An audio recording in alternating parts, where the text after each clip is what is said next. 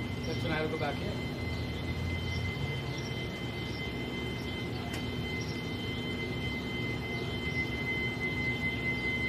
You know, Dad. That's why I wasn't worried about it. I told him, I could stay with you if you want, bro. But no, I think I'll be fine. It's like kind of rainbow. You'll palm it back to you. What's up, bro? Same. That's fucking crazy.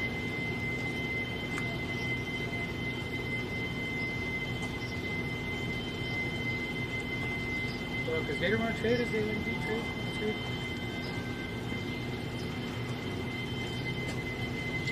That's dangerous. She's like, dude, on a carving where you started. Dude, that little fucking got me up last night. Yeah, she went last night. What? I don't know. No, I didn't know.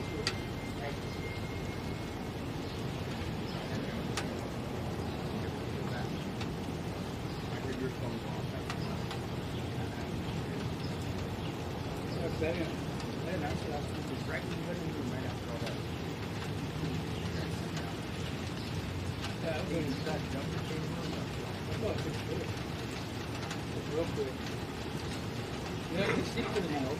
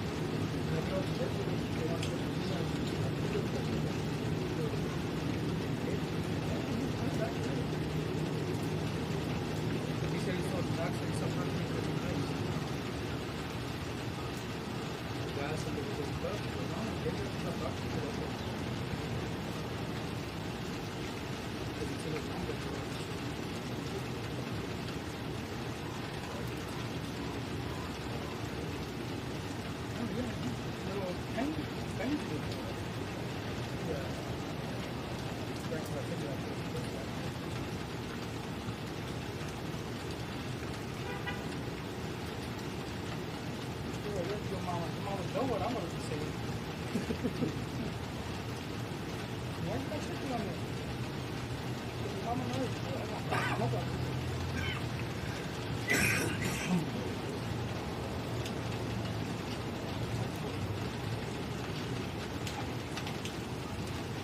This is just on that next to the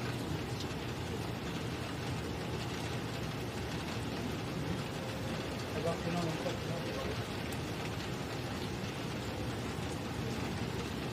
gave him a couple of this is the stuff. So that's 4 by 9.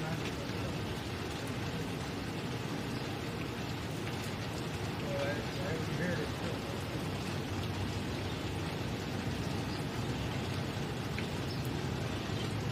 I want to be here. How do you still put them first and last?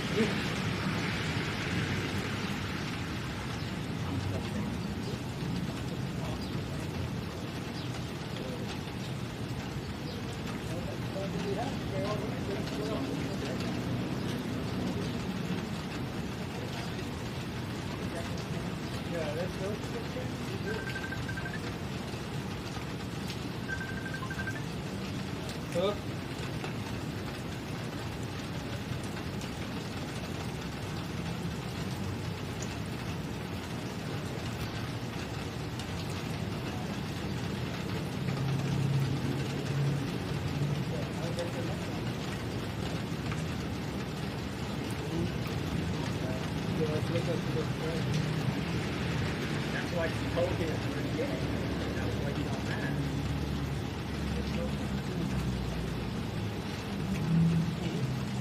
No, that's before. That was before.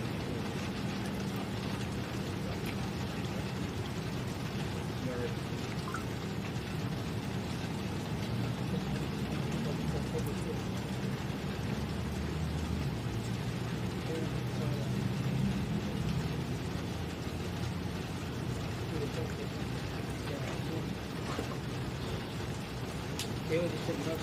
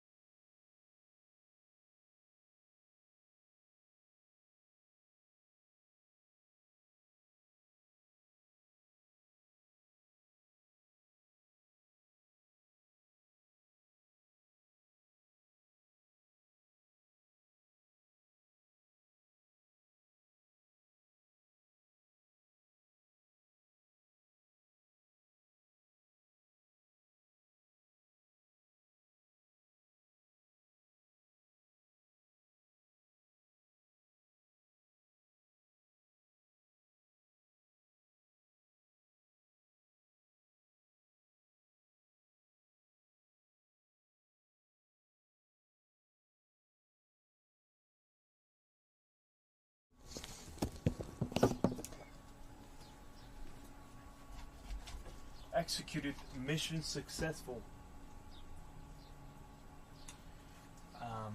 Well, we were on a adventure as well to find a plug.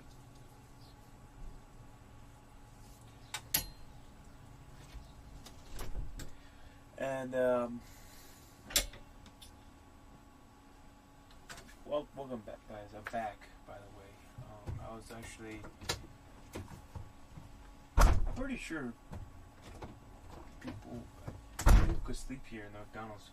Such a big parking lot.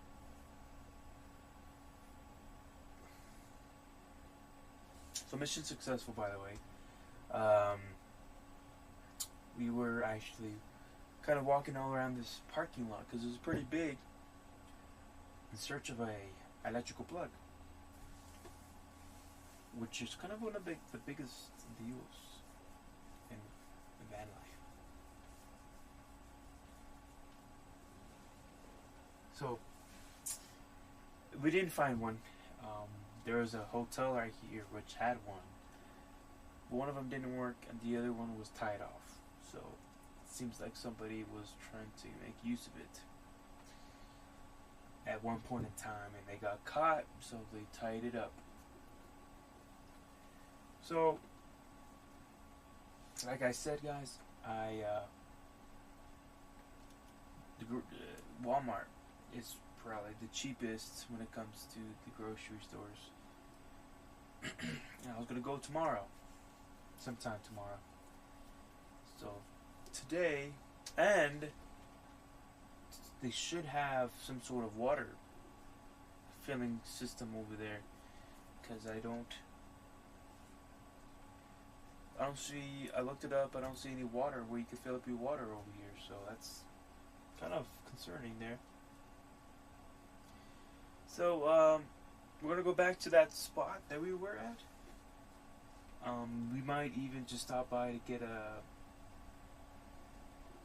get something to eat.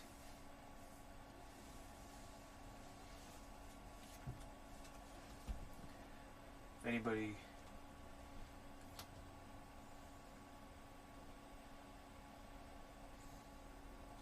I'm actually going to check to see if anybody left me a message while I was gone. Since I've been gone. Okay. Let's check Twitch.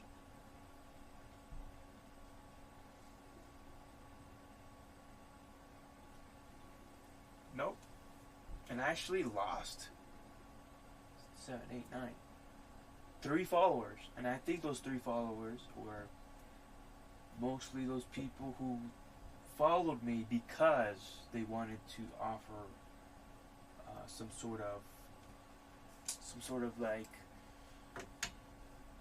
they wanted to offer some sort of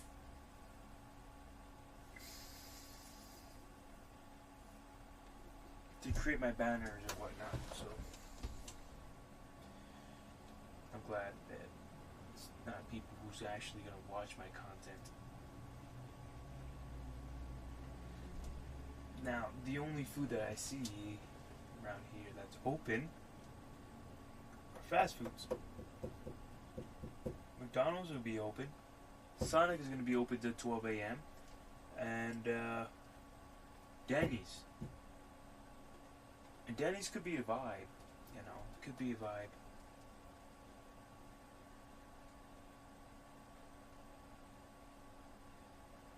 One night. I'll probably just have a coffee over there, you know, and pancakes, but I wouldn't probably want to eat a whole meal there. It's pretty expensive.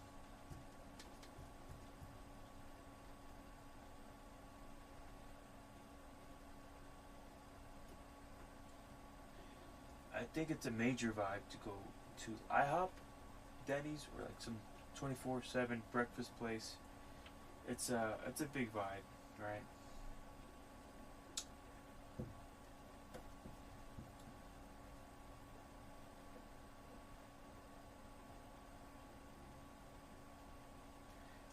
understand how my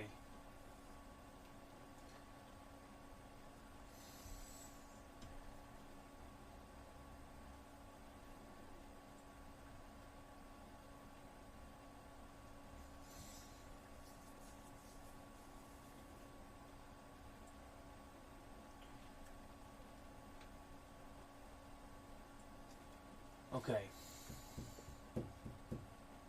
Still trying to decide. Because if I make rice, it's gonna. I only have 32 ounces left of my water. So, I can't make rice. It's gonna take away all my water. Technically, I could grab water from like a McDonald's or whatever. So maybe that's that excuse.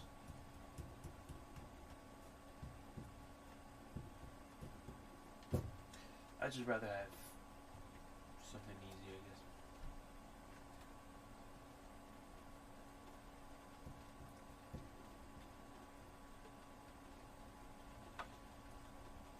If I would go to Denny's, it would be coffee and pancakes. That's it. Coffee and pancakes.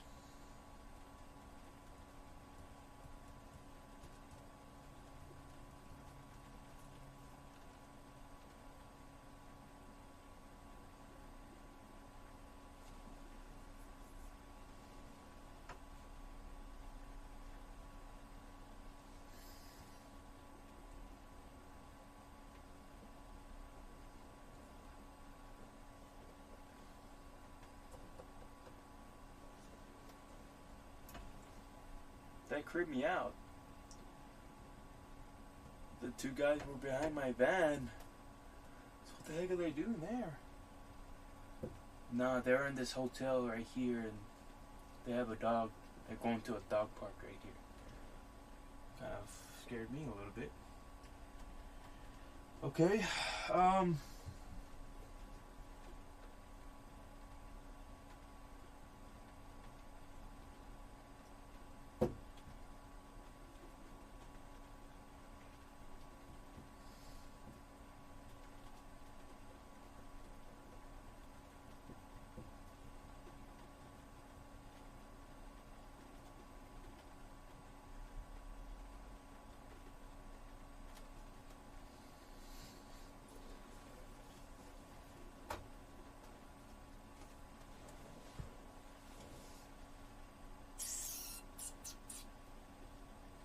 for sure I'm not eating here.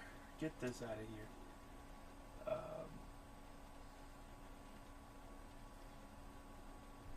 Sonic.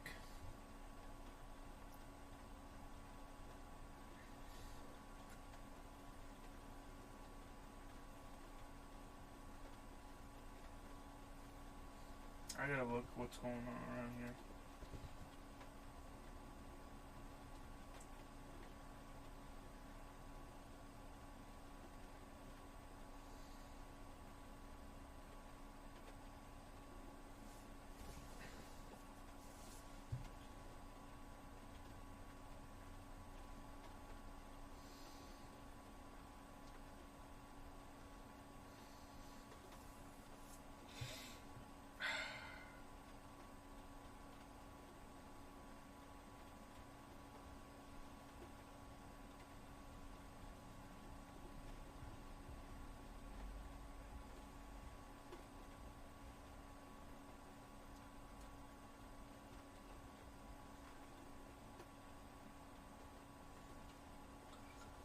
I don't even understand how my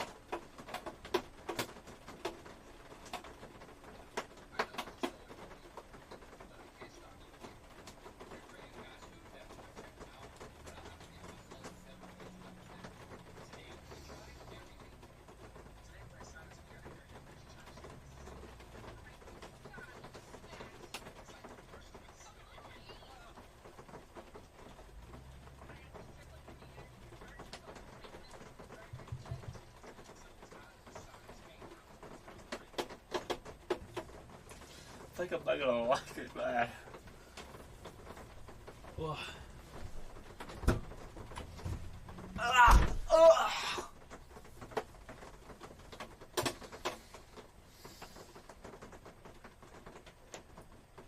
I got hit with water.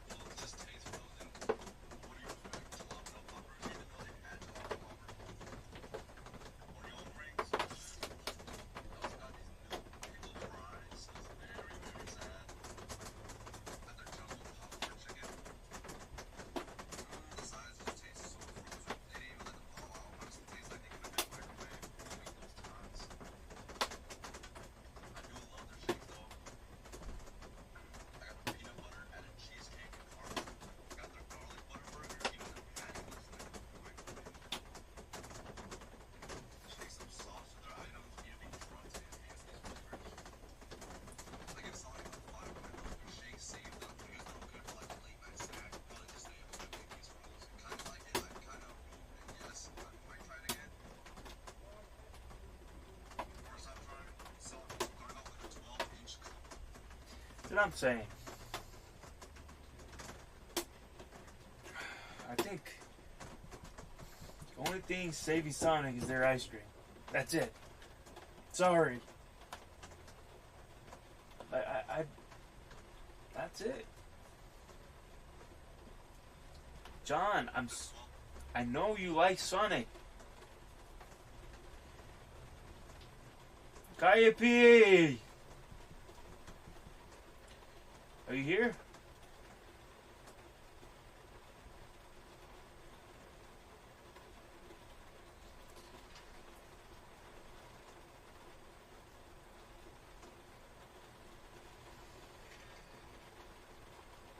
Yeah? Awesome.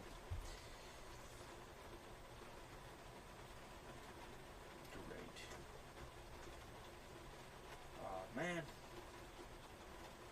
Refresh.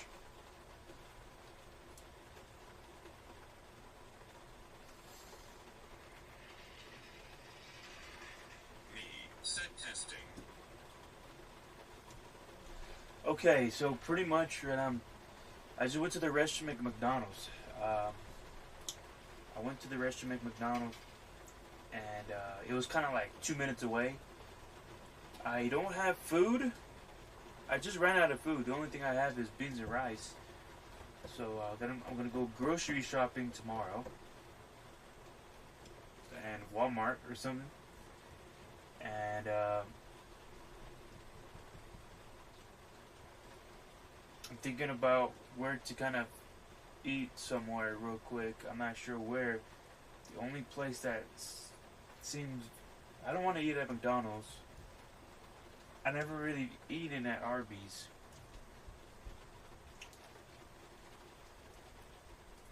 And I feel like I'll be disappointed. Inch coney. It's got chili. I'm just looking at videos of people eating what's good in Sonic, what's good in Arby's.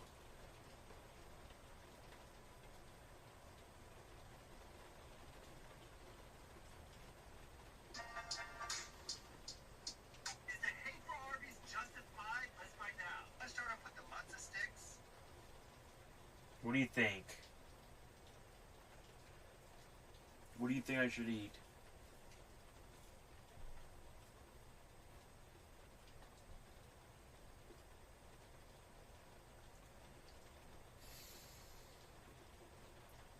Trying the most hated fast food in America, Arby's. Before I eat this, this smells amazing. Let's try the mozzarella sticks first.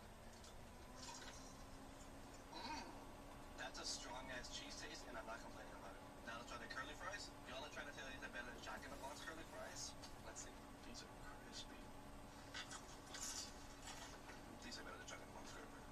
Apparently they have good chicken tendies. Damn, that is dirty though.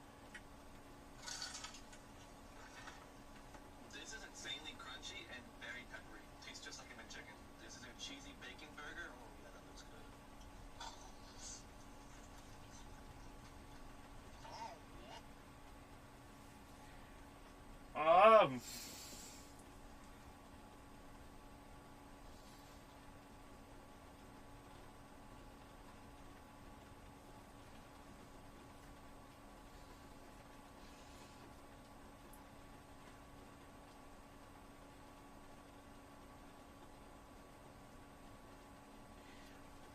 Oh, Kaipi! I guess I'm not getting your messages, bro. Damn. Come on!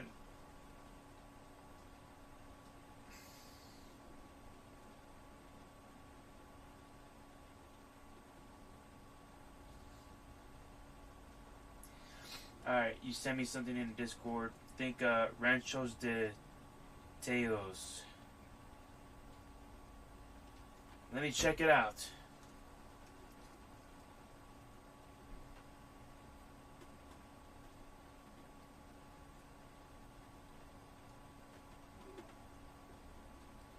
Holy moly.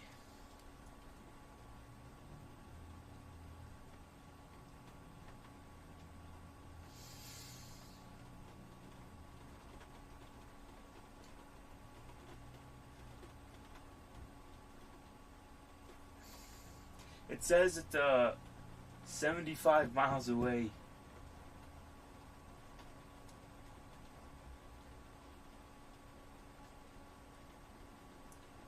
Was I right? Yeah, that's around 75 miles away, brother.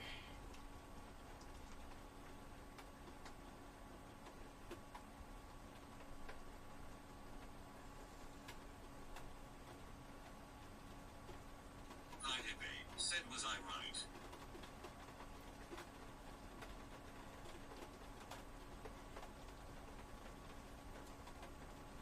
Yeah. Oh, that's a big ass patty. Look at that. Damn. Bro, that is a top tier burger right there. That is up there with Five Guys.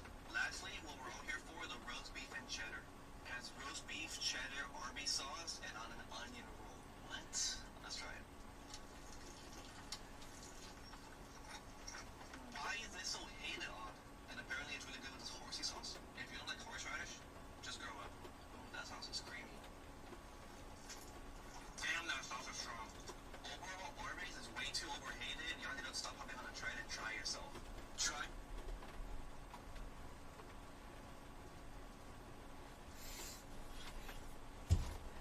I think I'm at where am I?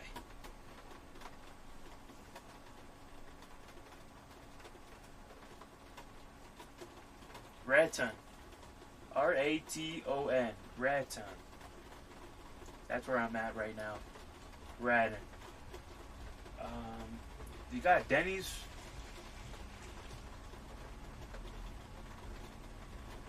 Denny's is open. McDonald's, Sonic. Pretty much all the fast food, pretty much.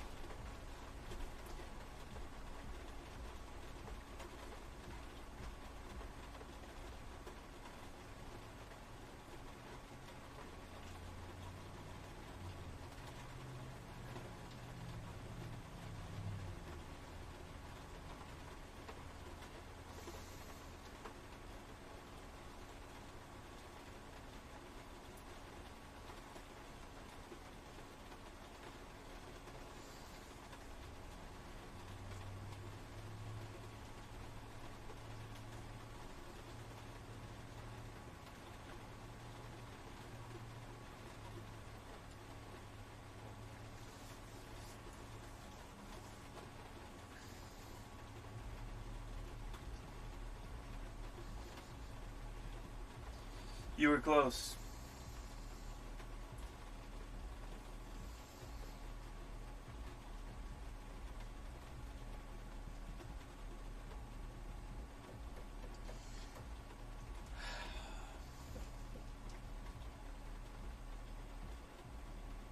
Honestly, I never tried Arby's, but I'm not excited to try it. Like, I look in their menu and like, duck tarvan. What is this?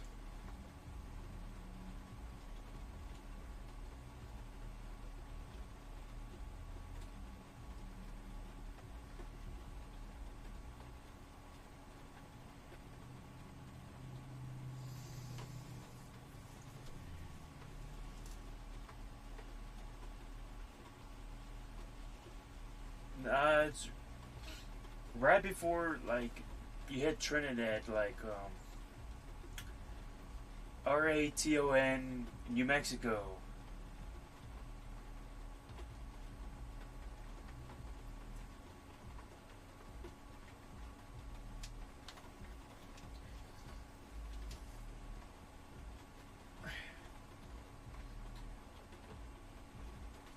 Before you hit Trinidad, the town, Trinidad.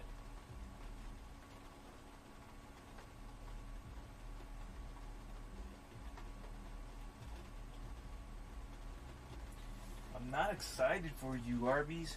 I'm not. The most hated fast food in America. Like, first time trying Arby's. This place gets a lot of hate, and I want to know why. First, I actually heard their chicken tenders are pretty good. Some honey mustard. That's not half bad. I like this. Try some curly fries.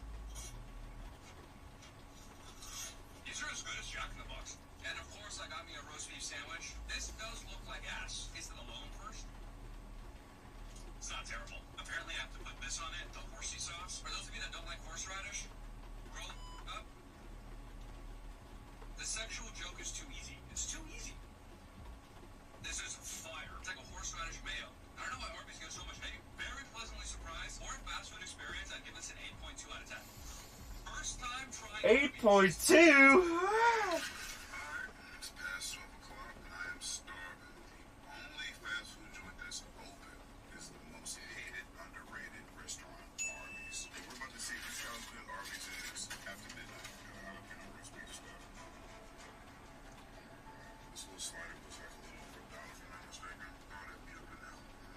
It's nice and soft and buttery too. Amazing. You gotta root it. This has got to stop. I don't understand why y'all hate Arby's so much. Hands down, outside of Detroit, one of the best rooters I've ever had. We got a hero, so I can see.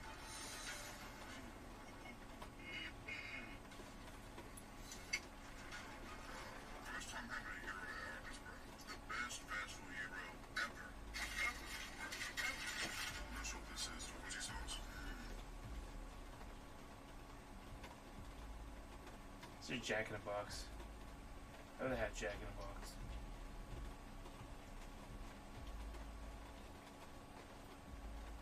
No, they don't have one.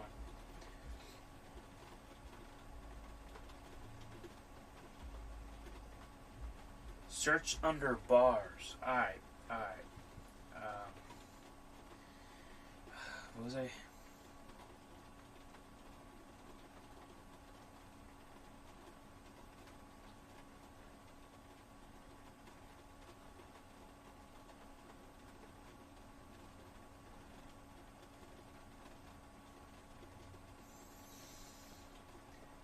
I do not see it. I don't see it.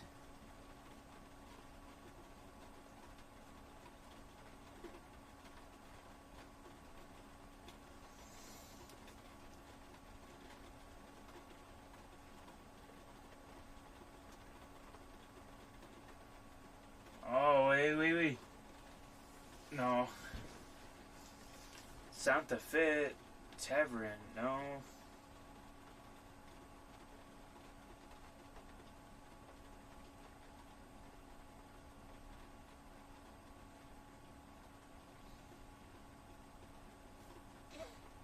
don't see it, brother.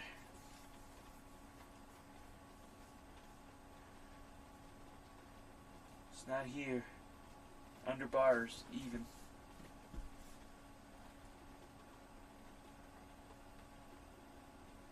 I think, hope you're getting the right location, brother.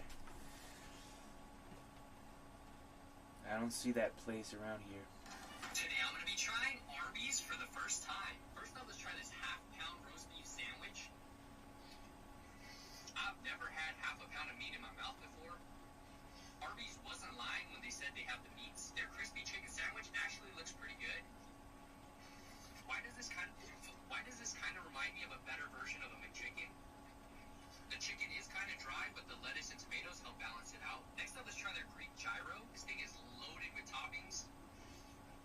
This is surprisingly my favorite thing so far. Let's add some of Arby's special sauce. Let's try Arby's. Oh, I'm gonna regret it, man. I'm gonna regret it. It's more acidic than it is sweet. Did you know they also have sliders? This one's the buffalo chicken. It's a bit sour and it has a kick from the buffalo sauce. This one's the jalapeno roast beef slider. I do wish they put whole jalapenos in here instead of grilling them. Next up, let's try their mac bites. I like my cheese drippy, bruh. Oh, these hit the spot. Finally, for the sweet treat, we got their pumpkin turnover. Super flaky with pumpkin jam on the inside, topped with some white cream. Perfect sweet treat to end the meal. Today I'm gonna be trying. Let's order the worst thing at Arby's. Hi, what sucks here? What? The Meat Mountain? Yeah. Meat Mountain. It was $12.25, and it's just a combination of all their meats. And as we know, Arby's has the meats. Cold turkey, some chicken tenders. I say, now I'm gonna show you how to order at Arby's, or I made a real one. It's a tutorial. Type shit, oh my god. It's so nice. Every time I come to Arby's, it be quiet, and everybody just be nice and polite. It's so crazy. Type shit, and at Arby's, your food always gonna be fresh, so you ain't gotta worry about nothing, because they be the best. Type shit, oh my god. How you doing? I'm good. They so nice. They got mentions here. It's so crazy. How you doing? Can I have a roast beef and cheese? Please. Can I have the curly fries with it? Yes. Who started the hate for Arby's? A lot of you bums are trying to...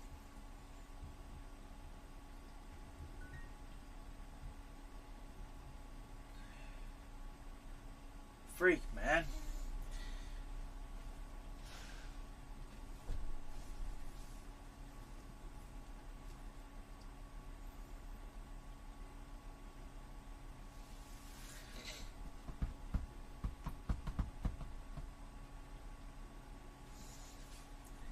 Alright.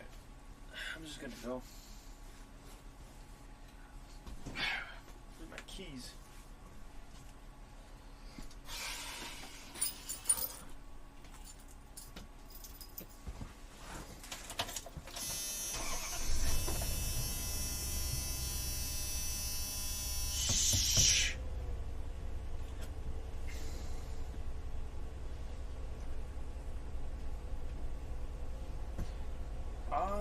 I'm going to check something real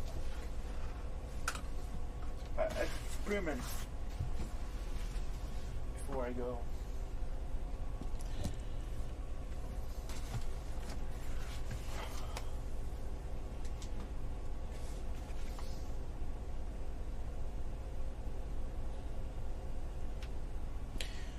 Was there another? Okay. Comes at me.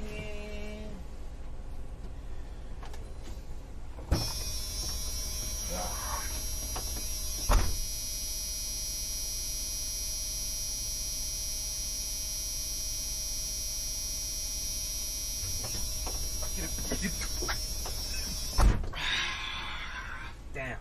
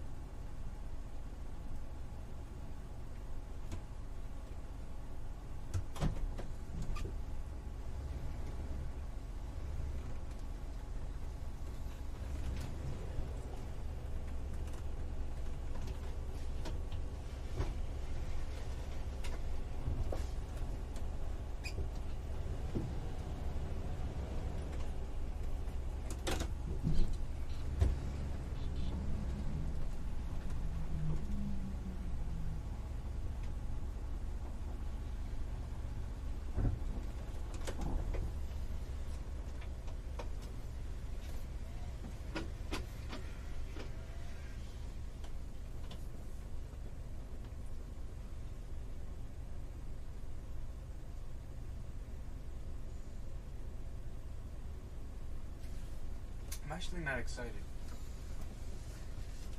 I never like, ooh.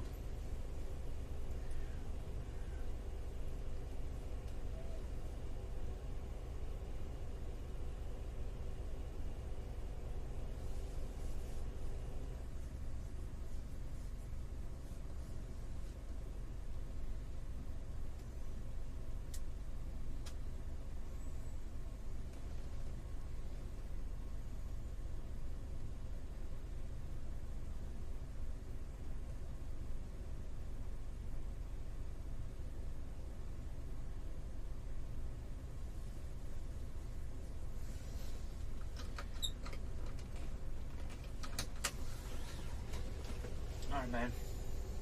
Since it's raining outside, I'm gonna leave the everything in here. I don't want my expensive backpack to go freaking break on me, so I'm gonna leave everything here. Okay? Okay?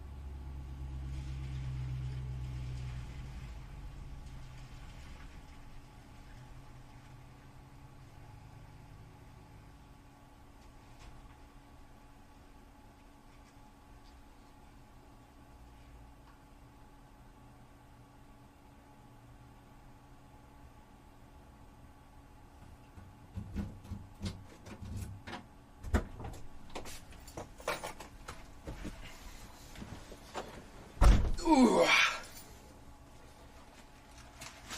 Okay.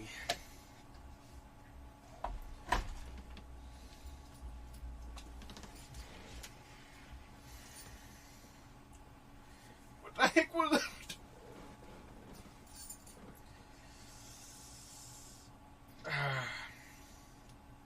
Alright. You got me. Nah, I actually wasn't. Why am I getting distracted now?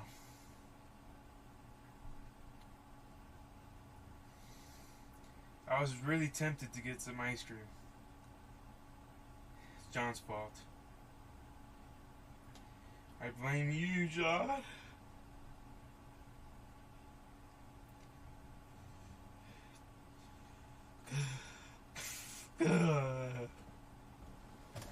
It was empty. Just like how I predicted. I don't see anything really appetizing when it comes to Arby's. You know, actually, I would even say this would be almost my first time trying this.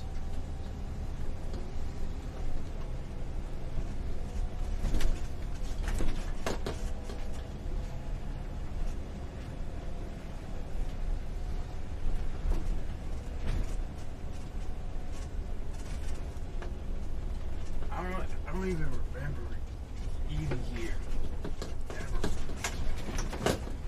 But we will talk about it as soon as we stop. Since it's not hot outside, I don't think I need ice cream, you know?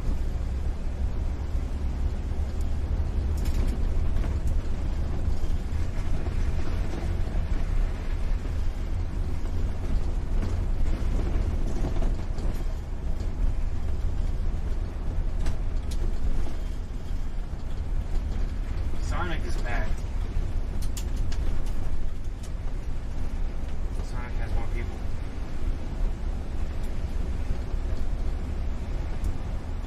Whatever this is called. Motel or whatever.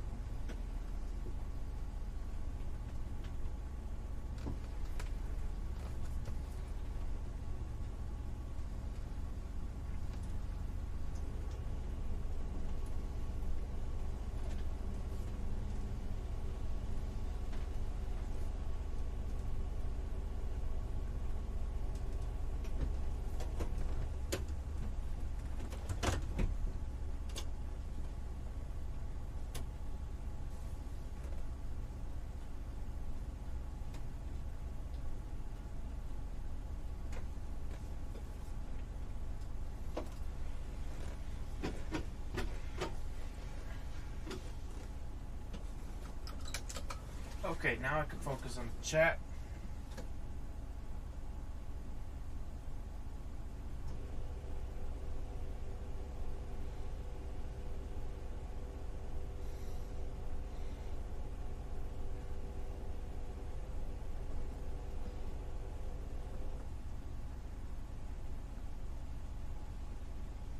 Testing. Oh my.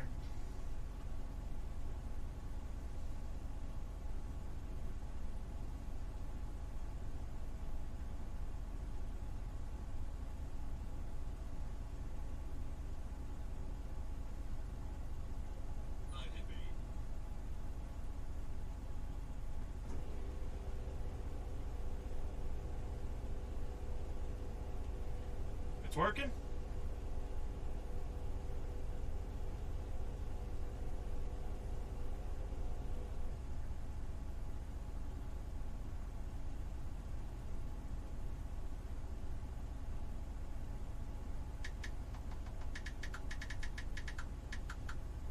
Said, it is working. Hi Hippie, said, was doing dishes so can cook later.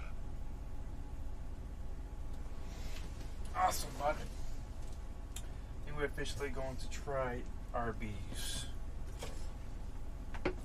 For the first, I don't even know if I had tried it before. I don't remember trying Arby's in my whole life. You know what I'm saying? But if it's not, then you guys are gonna witness my first time trying this. Let's get some lights.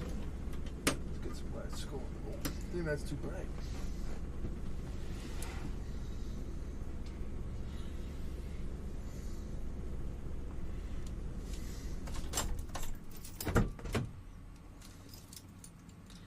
Is this good lighting? I think their tea is okay.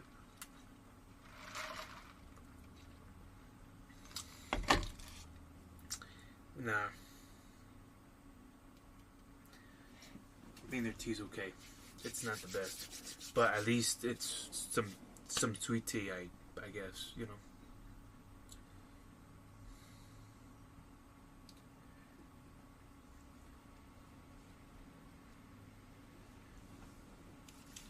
I was very tempted to kind of plug into that light post, not light post, but to the socket right here. But whatever. It's time to eat. I haven't eaten actually. I haven't eaten just all day. Which I'm surprised I don't have a headache. The only thing I ate was that potato.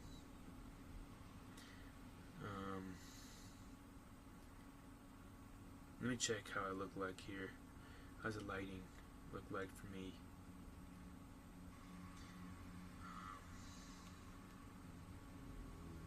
Let me check how I look like here. How's the lighting look like for me?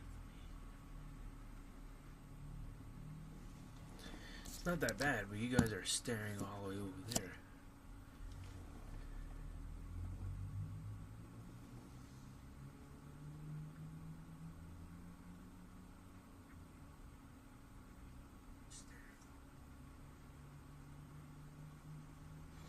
How's this? Is that extra light?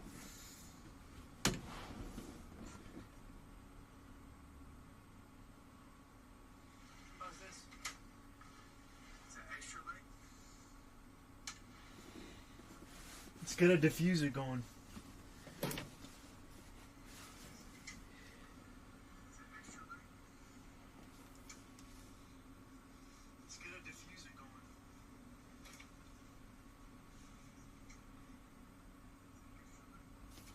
A little more.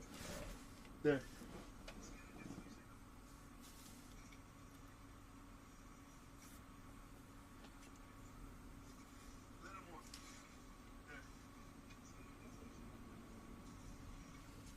I think that's it right there. What do you think, Kai P? You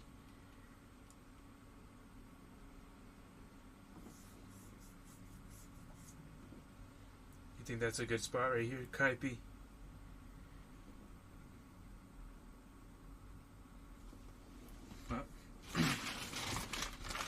First time trying Arby's. First time trying Arby's. Let's see how it is. A food review. Now, I looked online, and people said that this is as good as Jack in the Box, the curly fries. So we're gonna try this curly fries out here.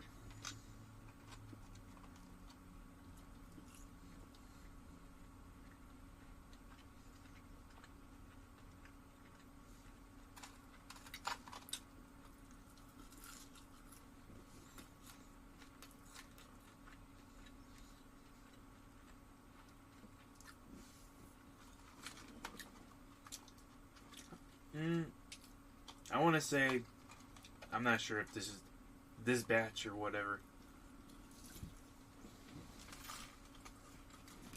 It's a little more soggy.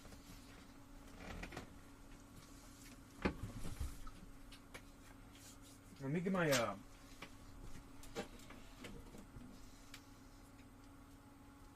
some of the brisket and gravy.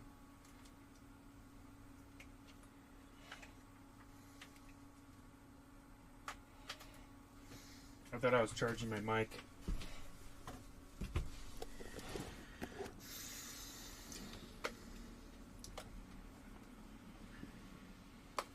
But I wasn't.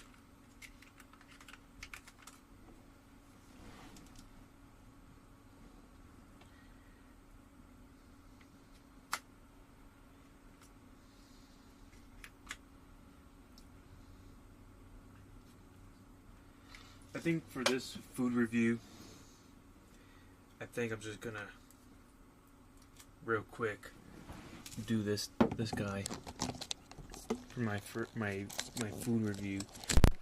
It's not. I don't know. I just feel like doing a food review here. Gotta make sure that. Yeah.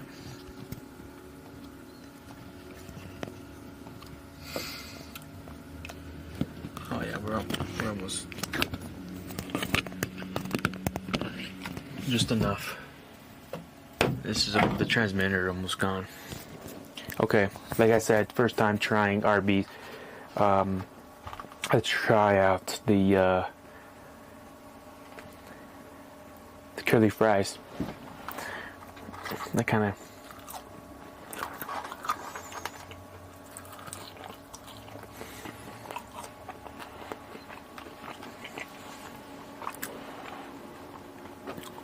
People were saying that Jack in the Box.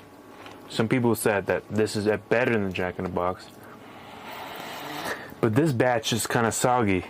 Not gonna lie. It's good though. But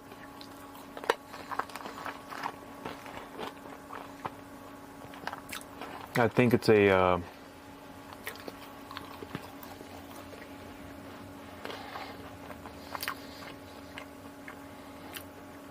Jack in the Box took the crown.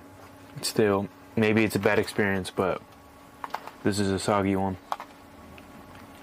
I'd say Jack in the Box is a lot more crunchier. As when I remember. It's a good, I would say a good 8.8 out of 10. Jack in the Box has pretty much the standard of those curly fries.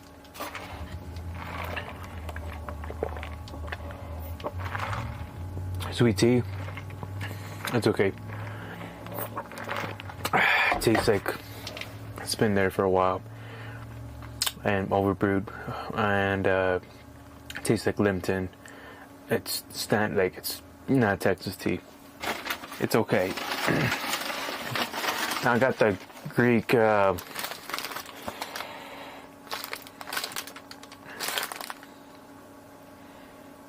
just got the Greek Grail. Tell me I'm saying this right. This is my first time trying it. Like Arby's in general. Greek Grail. Grail. Hope I'm saying that right. Now, I heard this was supposed to be a good thing, and maybe I did a mistake because I was supposed to put some sauce on it or something, but I'm gonna just taste it as is.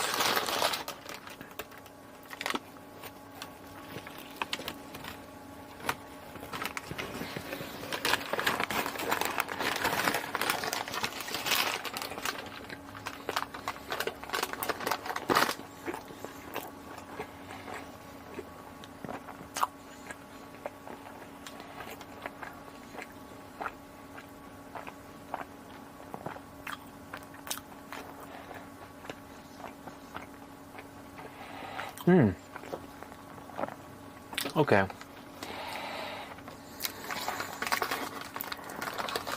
Okay.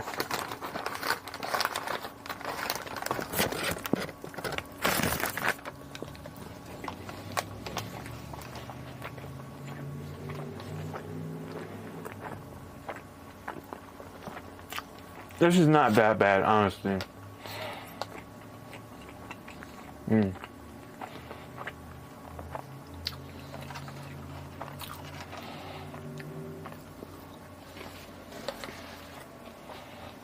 Oh, my chat is not working.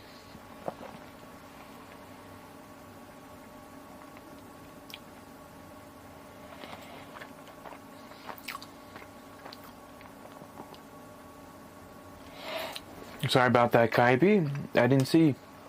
Let me know if the mic cuts off because it's supposed to be low. Fries are almost like Rayleigh's fries, but curly. Have you tried Arby's before? Me, said BB. Okay, I got the chat on here. It's important for me to kind of have you guys kind of with me here. Not seen that one yet. Hi Hippie, said, yay.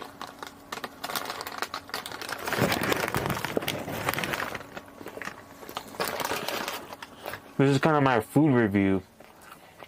I don't know. Hi Hippie, said, you missed out on their brisket sandwich. Brisket. Hi Hippie, said, new on menu. Brisket. Oh, I think I saw that. You know, I was watching the like TikToks pretty much, and I was seeing what people recommend. And this how do you say this? Grayo. I'm bad in pronouncing everything pretty much. And honestly, it's not bad. Like, the fries was compared to Jack in the Box, which Jack in the Box is kind of the it's kind of their, it's what's keeping Jack in the Box alive, is those tacos and the fries. And the late night munchies. That's what's keeping Jack in the Box alive. It was compared to these, but these are soggy. So Jack in the Box to me took the crown. Maybe I had a bad experience. Still edible, I mean, you know? Should I put it on top of this? Low key.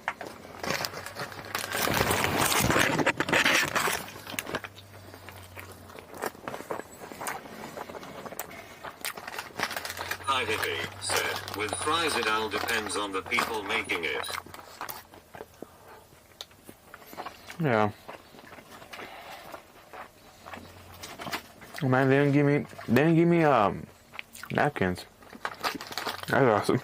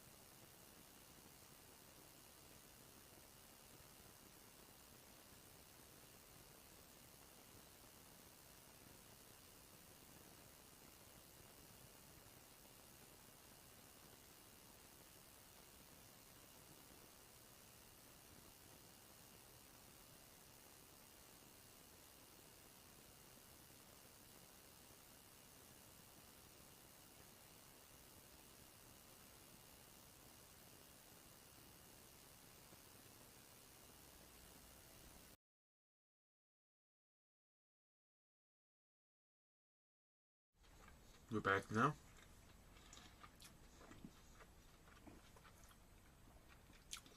I was saying Yeah, I was rating this specifically. I'm thinking I'm giving it a. I think I give it a not solid 8 for this. But if I would say this whole experience and my first time trying it,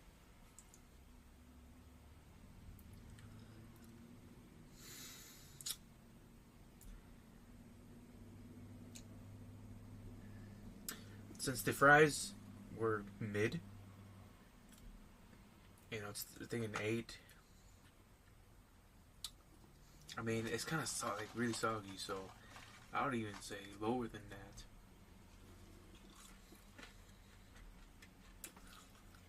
I want to say 7 if I really think about it. 7, solid 8, and it's the tea. Man, I tasted good sea tea before. This sucks. I mean, at least it reminds me of it, right? The tea. I mean, I'm not sure if people review the drinks too, but I guess because we're in Texas, I'm in Texas, our sweet tea's really nice. But the whole experience, I'm gonna say the whole experience was a 7.5. Solid 7.5.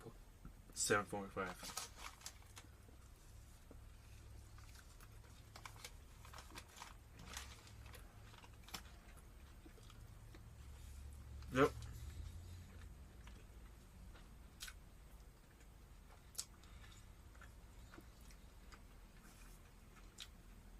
Hi Hippie said, normally day shift food is better than evening, a lot of kids and slackers.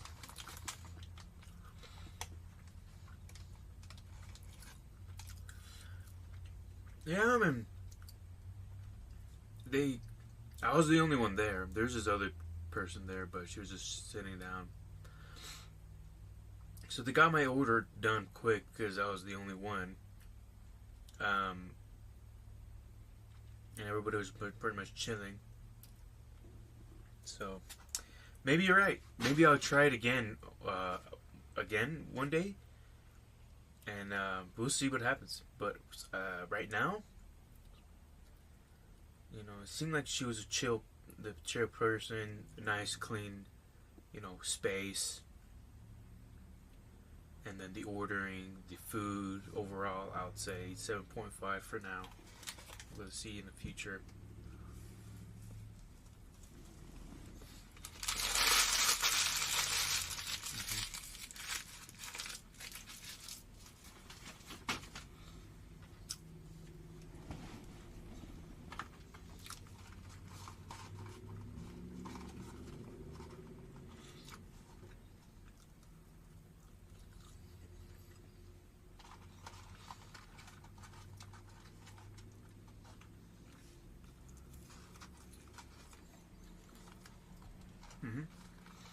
Yep.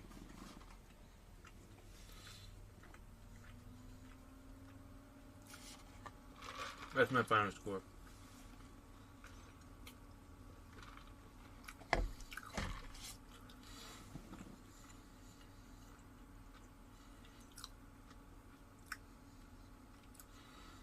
Do you eat there a lot, or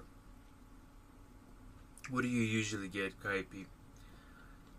Do you usually get something else, or I just saw that brisket thing, which is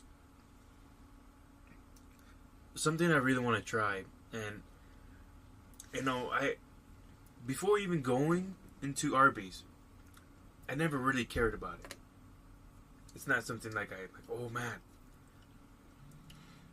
But I at least it's not bad.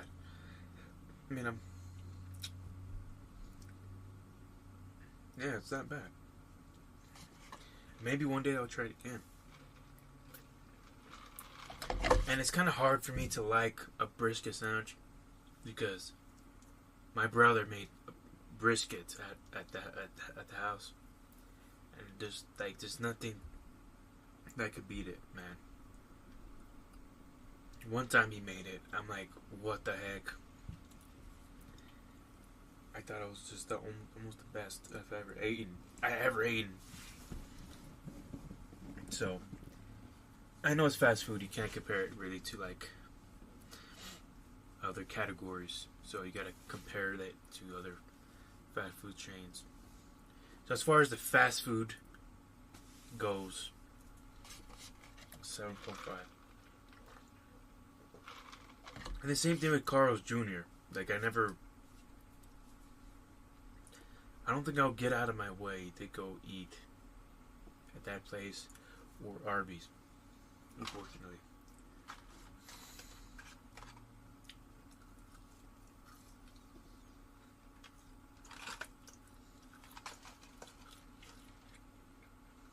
The more I eat these fries, I kind of want to give it a lower number.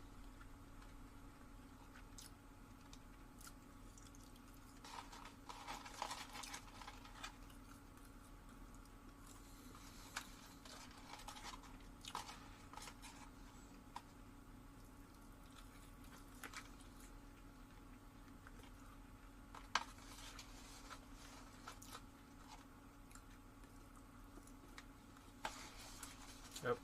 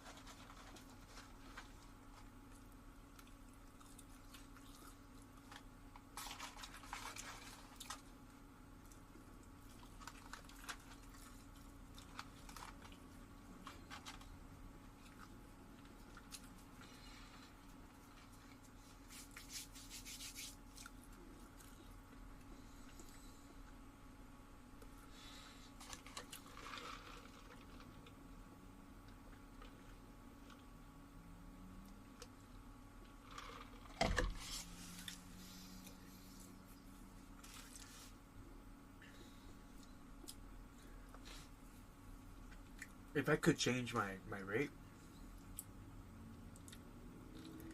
I'll probably put 7 point something. 7.5 to 7. Around that. It's around there. That's my final answer. 7 to 7.5, around that area.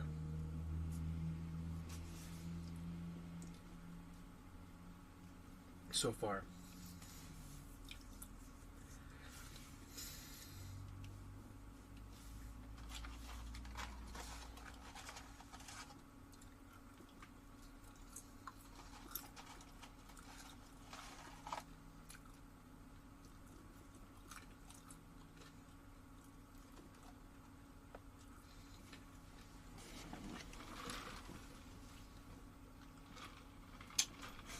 Did I expect this number? First of all, I didn't have high hopes. And I was thinking, I think I give a lot of burgers out there, like I would say majority of fast food burgers are just mid, very mid. And I'll probably start some wars right there. But very few burgers out there that fast food burgers that are really good. And I just don't like. I think a majority of fast food burgers are like a 4, 5.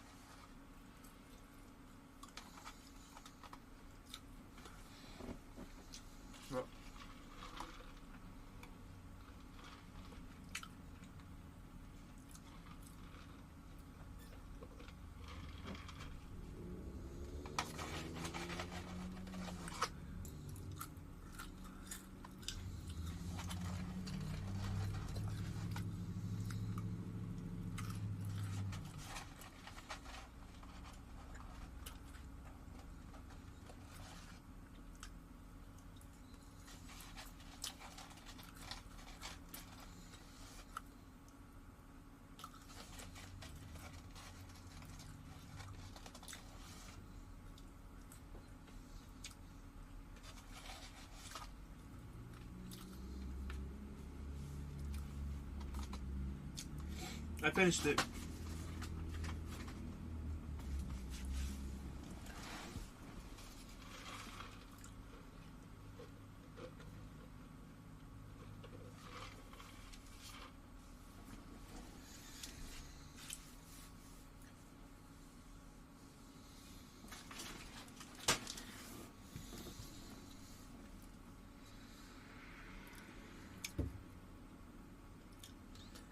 I think it'll be fun to keep trying like new foods and whatnot.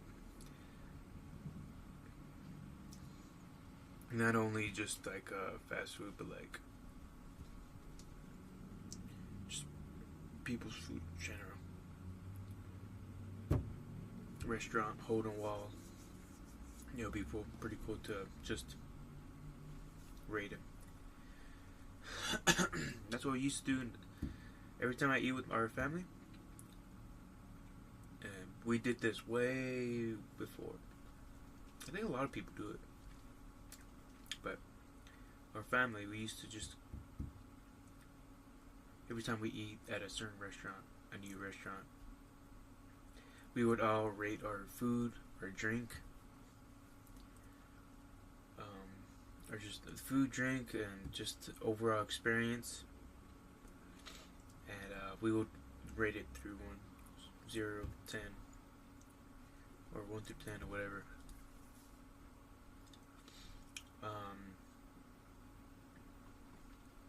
It's something we've been doing for a while, our family, and maybe I'll continue doing that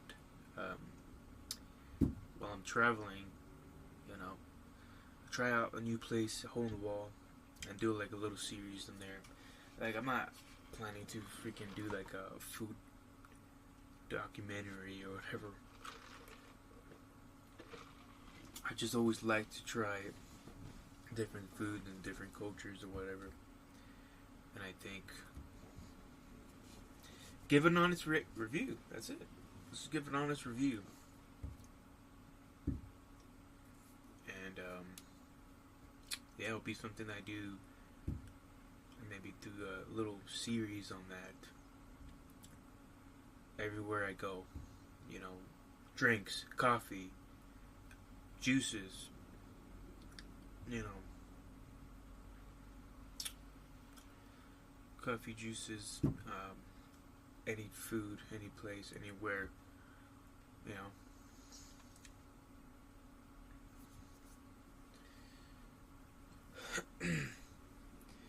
I think it'll be fun for even the viewers to kind of see, you know, if they're in that area, they know what to look out for, you know.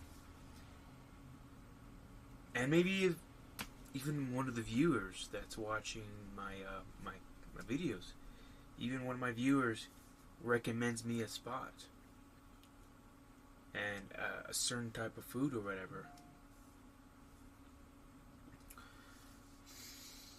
God.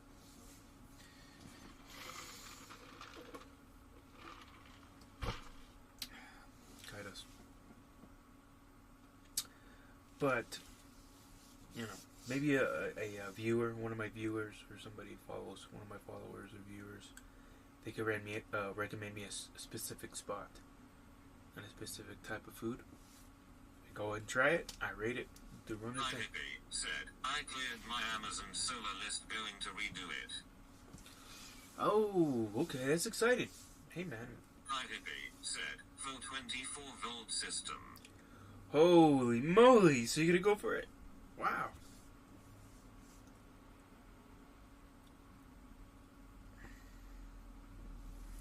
You're gonna go through a 24 volt system?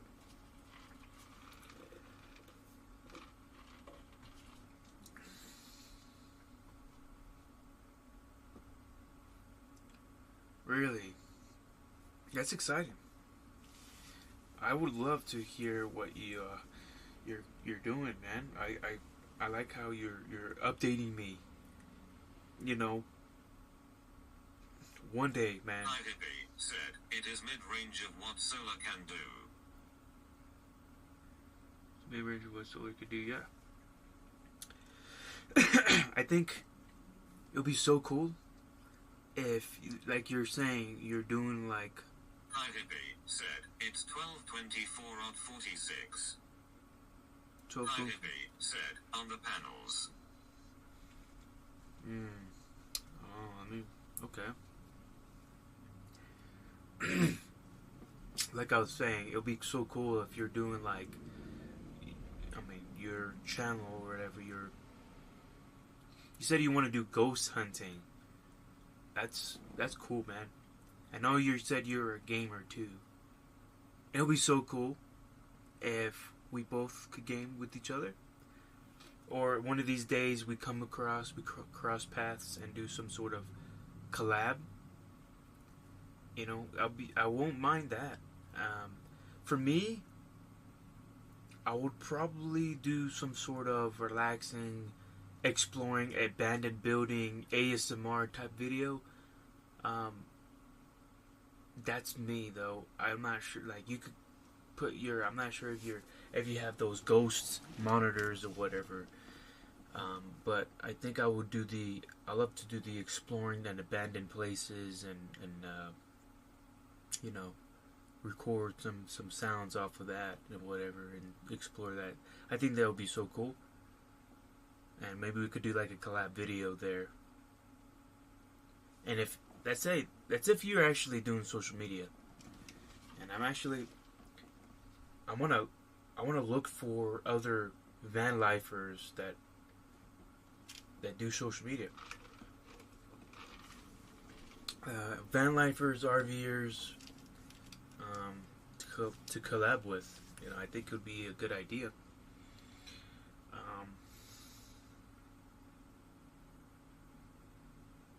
Yeah. Okay, it's time to turn off the lights here.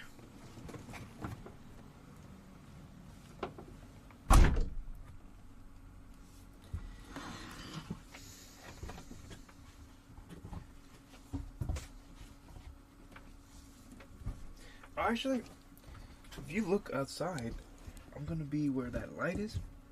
I'm gonna test out that plug to see if there's power coming out of it. And if there is power coming out of it, I got a plan.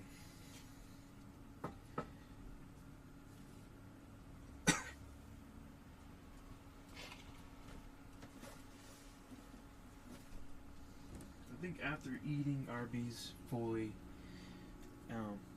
I just started not to like the fries more and more. You know, every time I took a bite, first bite I was like, oh, good, pretty good. And as soon as you started getting into the bottom, it just got so soggy. And I just got the bag and I went inside and started eating. So, that's not cool. The whole thing was soggy, by the way.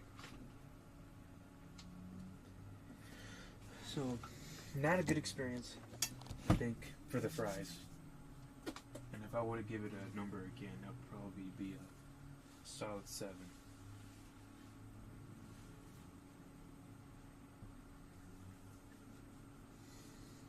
That's it. I think the only thing carried it was the grill. It was a pretty okay meal there. Okay. Where's the dang... Where's my plug at? Yeah, man. I like when you update me with your... whatever's going on with you. Where's my...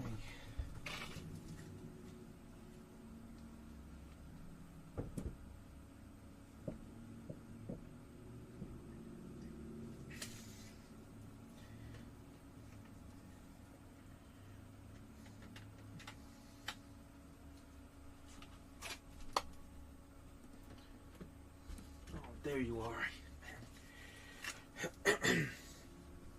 Playing hard to get. Okay.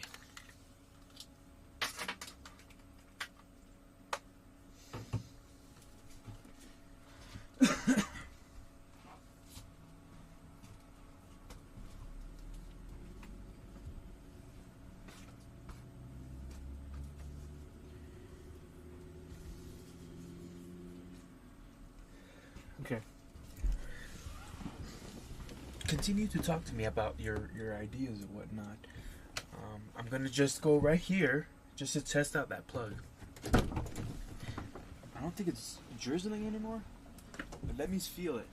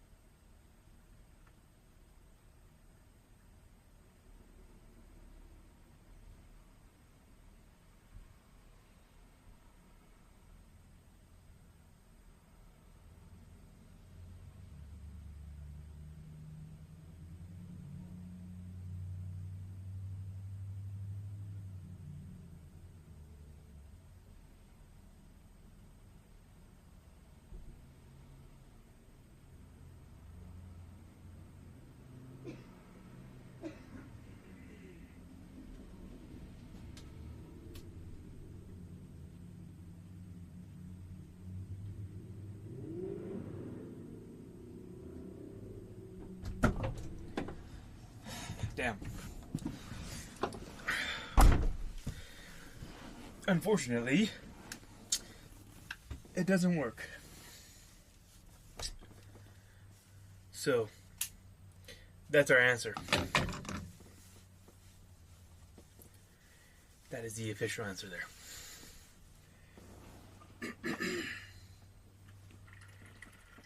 Hi Hippie said, when you get a chance search up Ghost of Perryville, Kentucky Civil War Battlegrounds. It's famous place with TV shows and YouTubers.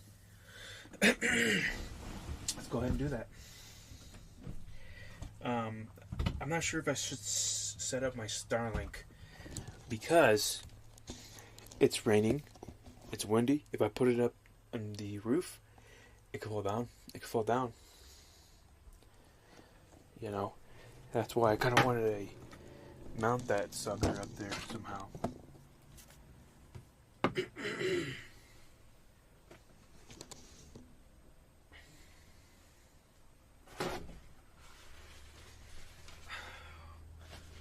Nobody lives here.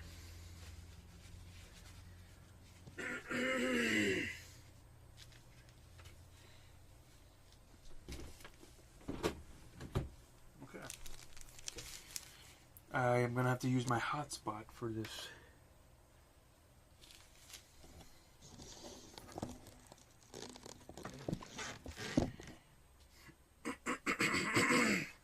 Damn. I can't seem to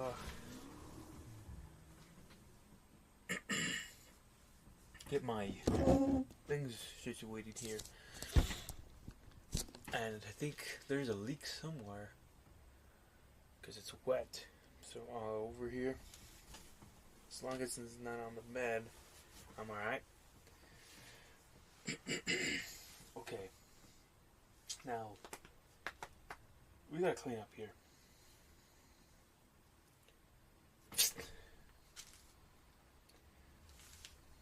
Let's do low-key mode.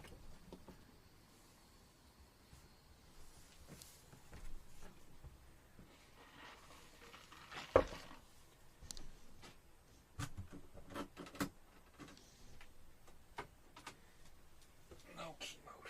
Hi Hippie said, I am maybe 35 minutes away. It's kind of nice. Can visit day or night. Oh, so it's place where you could just. Hi Hippie said, and boondocking areas to set up. Wow, really? So they invite you to do this stuff like this.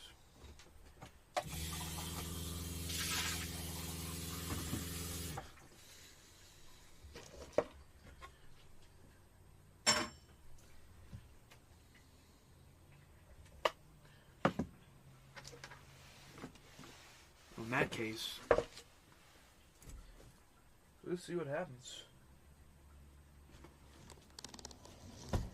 If that's the case, you know.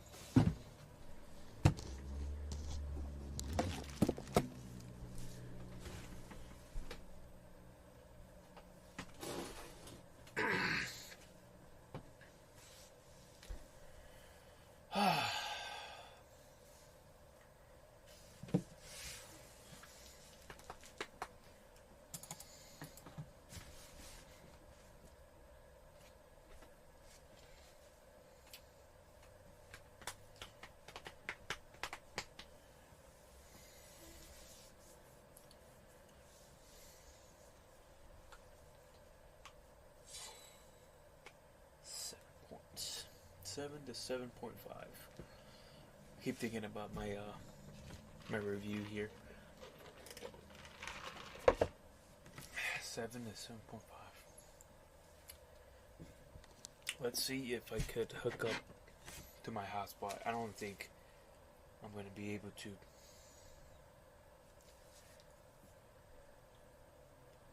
Probably just have my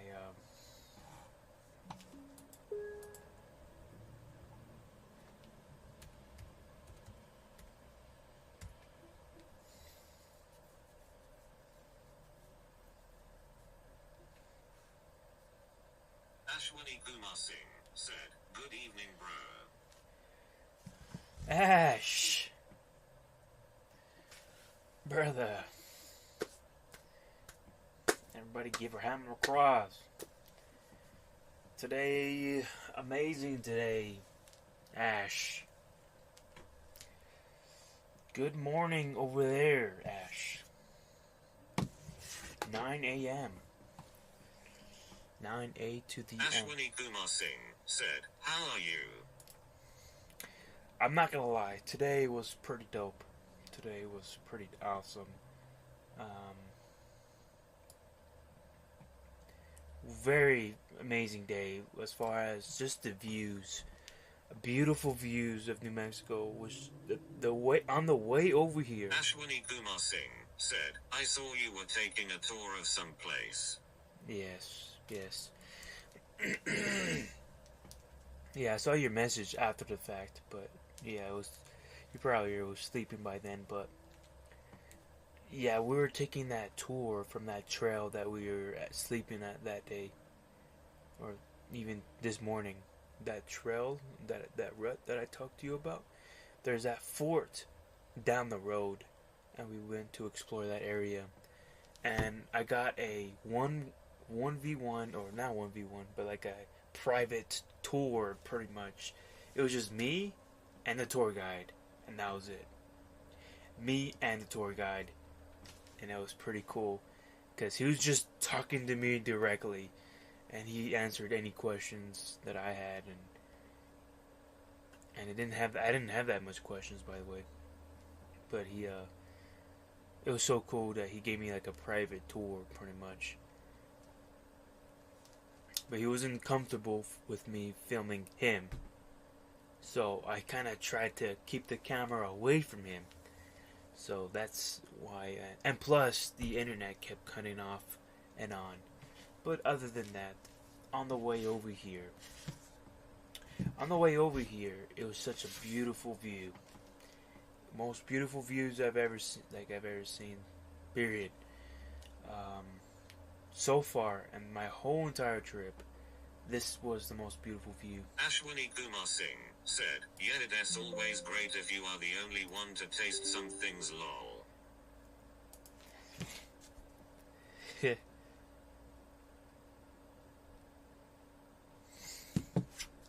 Pretty much. That's how I felt. But you know, besides the sand domes, the white sand domes, and then besides that, and then that this place right here is where I saw a really amazing view in Texas. This is where we kind of chatted, and it's kind of it's this place, Shale Field, Fort Lancer. That spot right there is where I was on top of that hill. We saw the mountains, and it was kind of rainy, and I was sitting next to the back door, and I had the back door open. Ashwini Kumar Singh said, "Yeah, connection was up and down. Tierra also wrote it down." Yeah.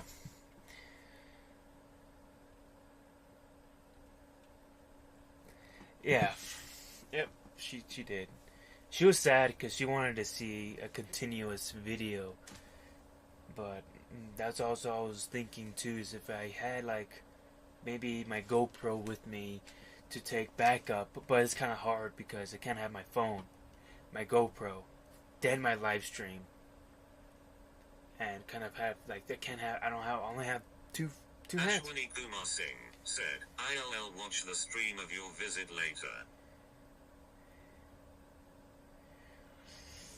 Yeah, it's gonna be a lot of black and white pretty much because the stream cut off so many times. It cut off so many times, and I was like, dang it. What? Maybe that I could come back that later on with more cameras and whatnot. Maybe a crew with me. It'd be cool to have some like streamer buddies or some content creator buddies to even send their clips and whatnot for my B-roll.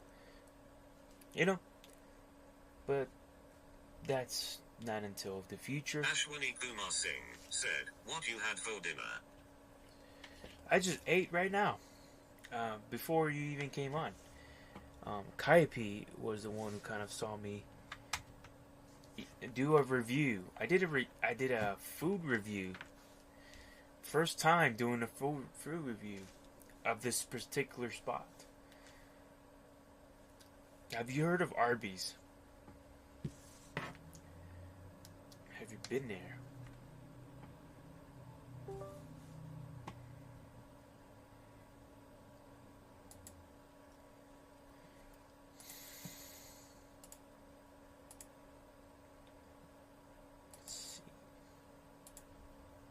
Ashwini Kumar Singh said, "Next time bring your whole bunch with you here for a visit. They'll love it."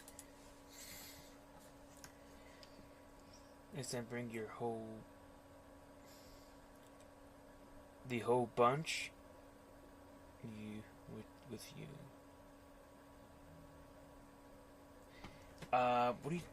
What do you mean? I'm lost, Brandon. That comment got me lost a little bit.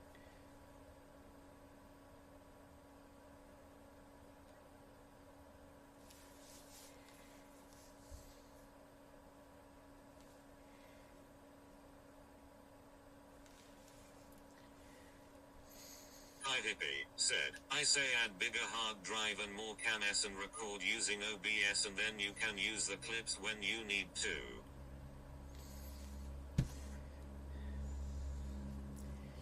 I say add bigger hard drive and more cams and I mean, I feel like that would work when it comes to in the van itself, but how would that work with my IRL stream?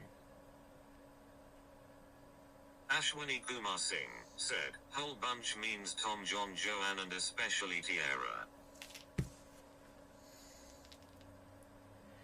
Oh.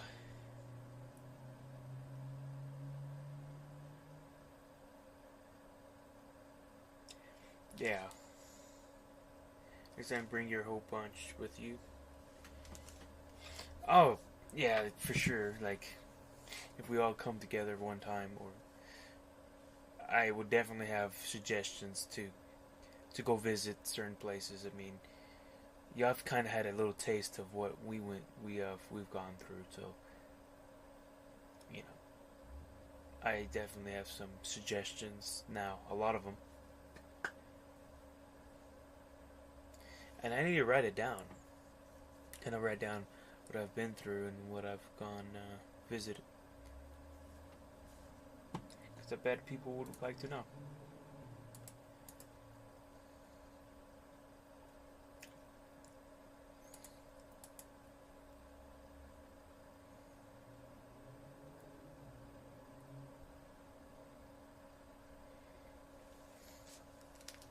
Ashwani Kumar Singh said, "You are their personal guide where to visit and where not to." Yeah, gaining my experience through this trip, for sure. For sure, I'm getting some experience.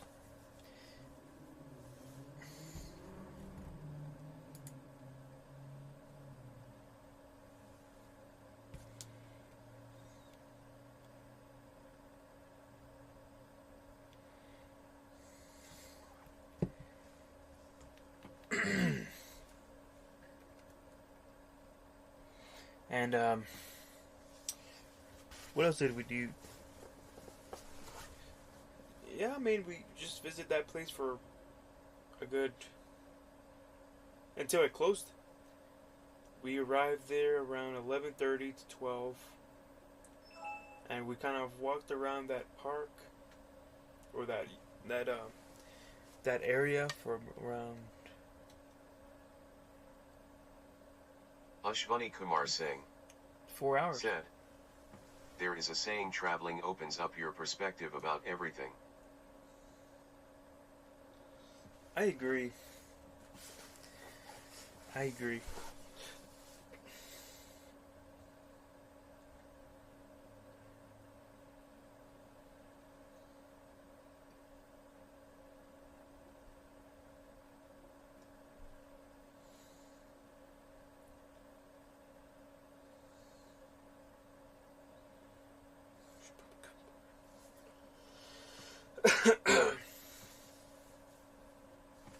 But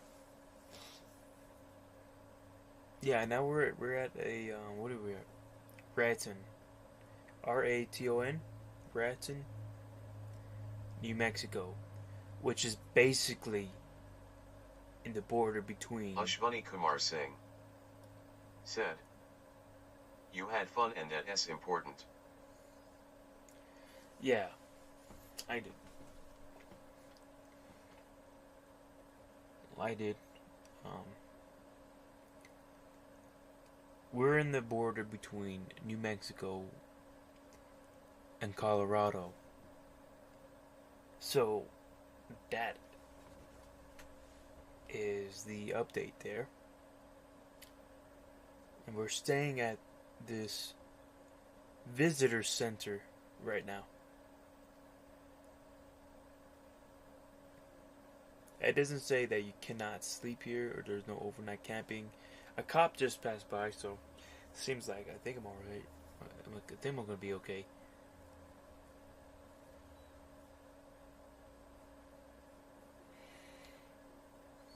Ashwani Kumar Singh said, "What is Colorado famous for?" I think it's famous for the mountains, the hiking. Ashwani Kumar Singh said, "I have heard in movies about Colorado." Exactly. The hiking, nature, peaceful nature. That's why I'm so excited to go visit there. Snowboard? I'm not sure if that's gonna be a thing because it's the summertime, but I've heard, you could go on top of a mountain and do snowboarding, which I never done in my life still. I haven't done snowboarding, so that's something that I'd like to try.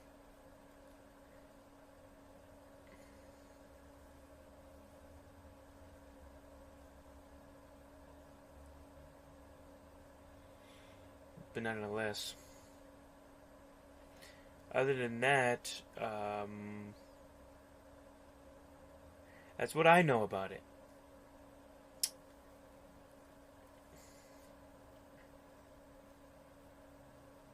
so far. I haven't really looked up what it's actually known for. But we're gonna find out when we get there. And then the next town is called Trinidad, which has a Walmart, which is good because we need to go there tomorrow and get the basics. Just the basics. And maybe I was gonna think about doing some, like, write down a little grocery list of what I need right now, so that I know where I'm getting. Maybe that's what I need to do.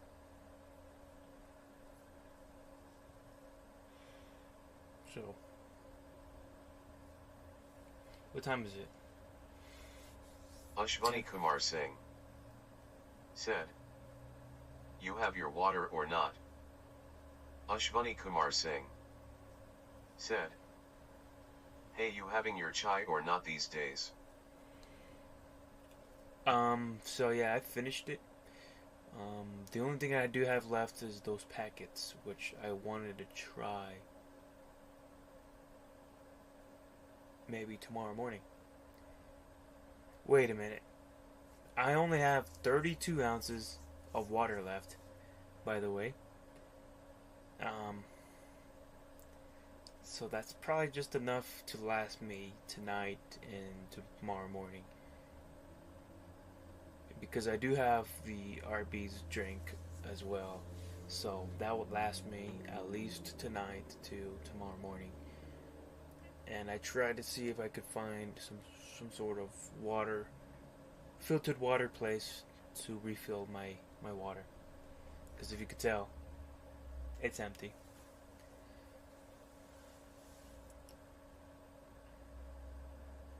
And I'm pretty sure the next day... Ashwani Kumar Singh said, "You need to have water." Exactly. And I tried to look up online if there's any filtered water around here, which I didn't see. I did not see any filtered water, but on the next town, which is Ashwani Kumar Singh in Colorado, said, "Yeah, I saw that container lying behind you empty." Yep.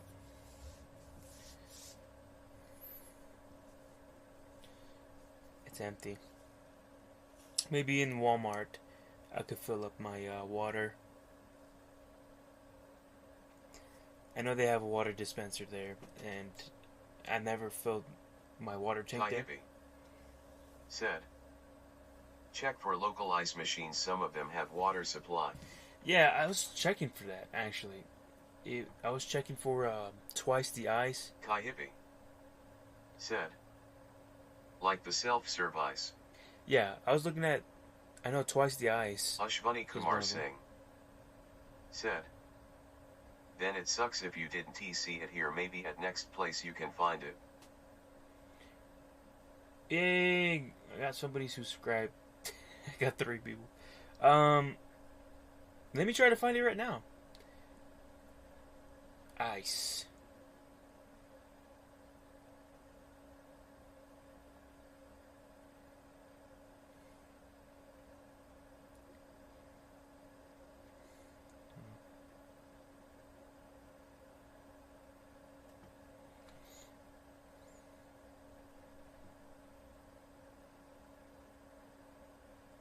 Maybe I have to look it up in Google. Sometimes Google, they have it in Google. You know what I'm saying?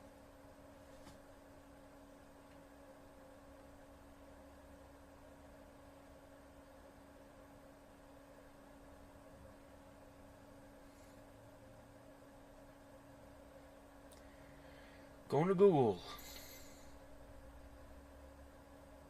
Kayibi said, "Some truck and RV gas stations have water also."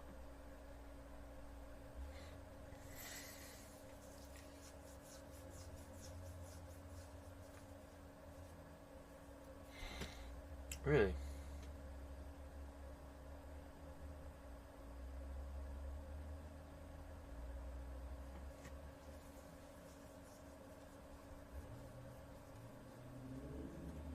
Ashwani Kumar Singh said, "Man, these days I want to have those keypad type of phones. I am done with these touch panel phones, lol."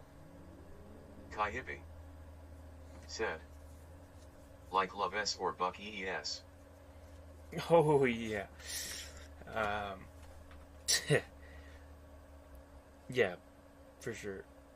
Bucky's OG. I think there's like one around 250 miles away.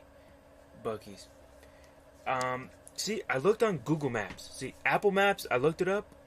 Nothing was showing up. I looked it up on Google Maps. See, this is why I use Google Maps too a lot, because they get the exact location to wherever you want to go. But I like Apple Maps because I feel like it's just a more easier application. It's just easier to follow. But Google is very precise, and I did find one. I found one, and it's 2 minutes away. It's 2 minutes away.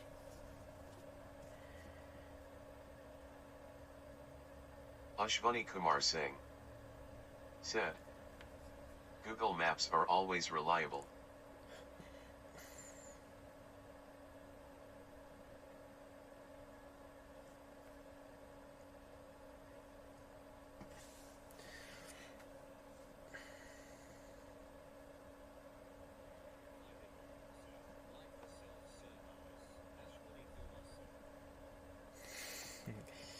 Google, please.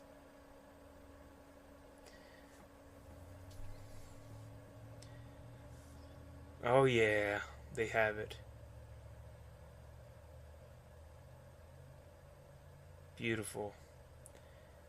Haven't seen anything more beautiful than that. Oh yeah.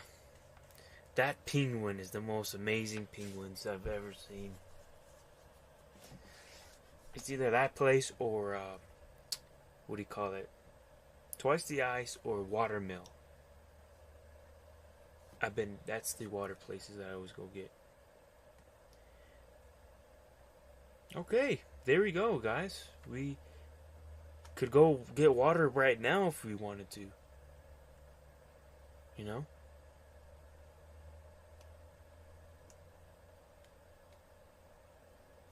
Ashwani Kumar Singh said, "Can we find penguins there?" I really hope so.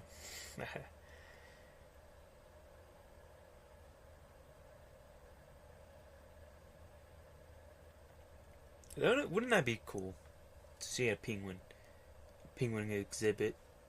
That'd be so cool.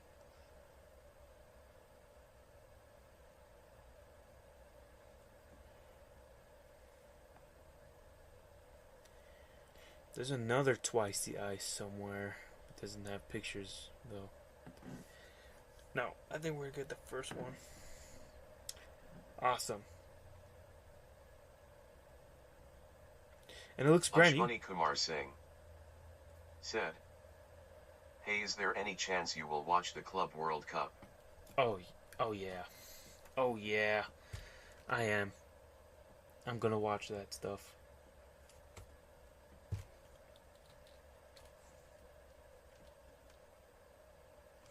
What the freaking bug. Let me get you. Yeah, I'll probably watch it. I don't know how it works though when it comes to streaming, because I'm gonna be Ashwani Kumar Singh said, "When?"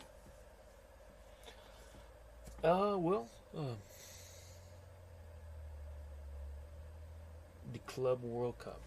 When is that one start? When does that one start?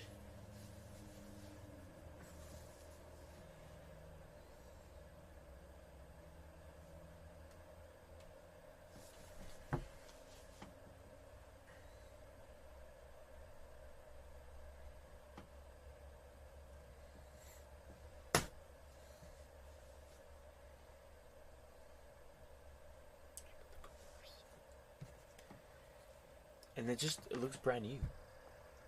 Looks like they just installed this place. They look like they just poured concrete on that slab right there. And it looks brand new, so we could get ice right now. We could get water. We could fill it up all the way to the top. Ashwani Kumar Singh said, new type of World Cup but only for the clubs. Oh. When does that start? I thought this was the World Cup. Freaking idiot. Oh my goodness. Come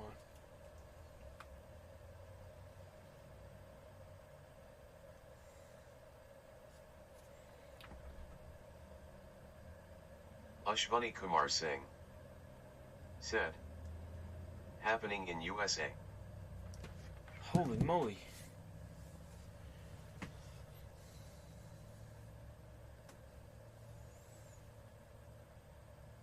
Ashwani Kumar Singh said, already started. Let me look this up.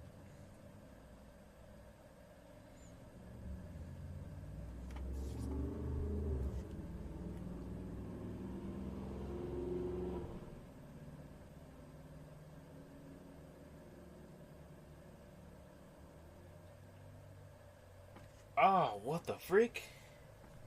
Is that where Messi demolished? That's why I've been seeing some clips.